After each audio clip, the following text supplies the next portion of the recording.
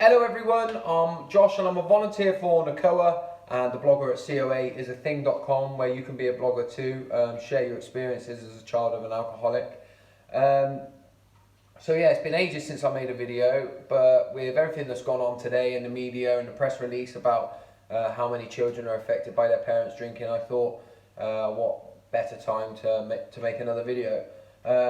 You might hear some noises during the video. That's because Maya is down by my feet, eating shreddies and mashing them into the floor as well. So that's going to make this video a little bit authentic, basically, if you hear her. So yeah, there's that. So the title of today's video is "How much is too much?" And look, with children of alcoholics and parental drinking getting a lot more talk in the media, this is a question that I find comes up time and time again. People want a clear and definitive answer for how much alcohol is too much, and how much alcohol does a parent need to be drinking before a child is going to be affected by it. And basically, the more I think about it, the more I come up with the actual answer that the question in itself is wrong, and you cannot quantify how much is too much, because the issues around alcoholism is not just what happens when the parent's drinking, but it's the behaviours that surround the drinking, and the ways that it makes children feel, and the ways that as children of alcoholics we feel as a result of the drinking.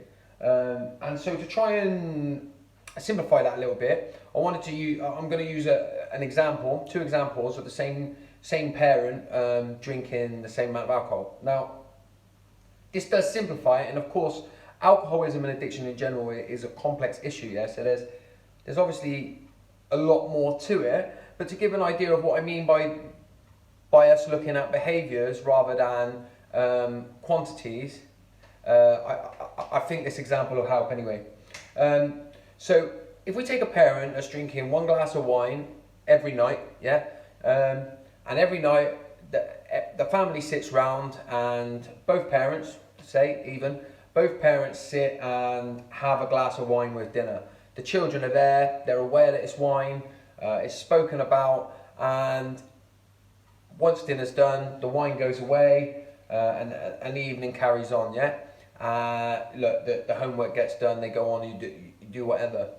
I think we can look at this situation and say, even though the parents are maybe drinking one glass of wine every night, which physically might not be too great for your physical health, or possibly even your mental health, we could argue that would be, say, like a low risk for the children within the family, because of the ways that it's acted around there, that drinking has happened, but it's happening in an open environment and an open situation. But let's take the same one glass of wine a night and say that a parent's drinking it every night, but it's not with dinner. And in fact, what happens is, when the children come home from school, the parent is quite obviously a little bit irritable and restless, and they're rushing through the evening, and they're mentioning that they need to get everything sorted. We need to get sorted. Let's get dinner done. Let's get washed up done, because I've had a stressful day and I need my time to relax. And perhaps dinner gets done, the washing up gets done, things get done very, very quickly, and then the bottle opens, and there's no discussion of school, even if the child wants to bring it up. There's no discussion of anything else, and even if the child does early on, the parent shuts them down and justifies what they're doing by saying, "Mummy or Daddy has had a bad day, and I need this now to help me relax." And so the child's needs and the child's internal worries about school, etc., are brushed aside, and they learn that the parent needs this drink to help them relax after a busy day. So there's lots of things that can come from that. Yeah, we obviously there she goes. Look, see, initially, that's it. Initially, yeah, that kind of behaviour is going to teach the child that escape is the best way to get away from any negative emotions you might have. But more importantly, it's also going to be making the child feel like, because they would see the ease and comfort that's coming with the one glass of wine that their mum or dad is having. And so a child, in a child's narcissistic ways, and I don't mean that in a negative way, children, when Children think that bad stuff is their fault, and they think that good stuff is their fault. So when they're treated well, they think it's because of them, and when they're treated badly, they think it's because of them. And so if the child can see that there's this ease and comfort that's coming with this glass of wine that their parents have in, they're going to wonder why they're not able to do that for their parent. And so that's, I don't want to make the video too long because I want to make them watchable, but I think, look, the difference, we're talking about the same glass of wine, but two different behavioural patterns around the glass of wine. And I think it can become quite obvious just how different the behaviours and the ways that it's going to make the child feel, just, you know, the big difference in them when we're talking about the same glass of wine each night.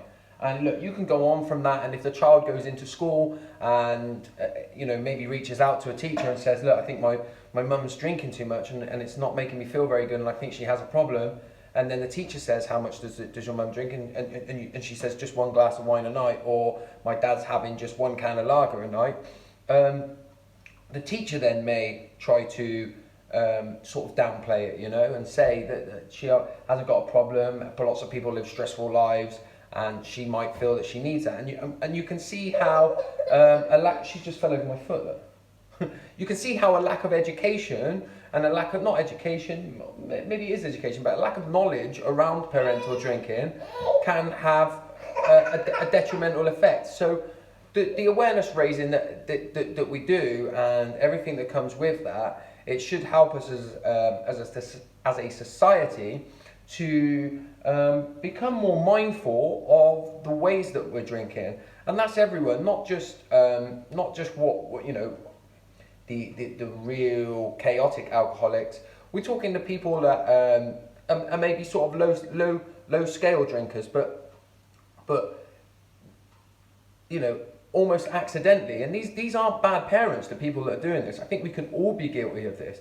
And so if we can all become mindful of this, we're going to all be helping with our children's mental well-being. So I'm looking at the timer, we're on 7 minutes. Maya's gearing up for a cry, so I think I'm going to leave it there. And yeah, so I hope that kind of makes sense, the points that I was trying to make. And yeah, check out the NACOA's website, nacoa.org.uk, and also coaisatthing.com, and keep it going.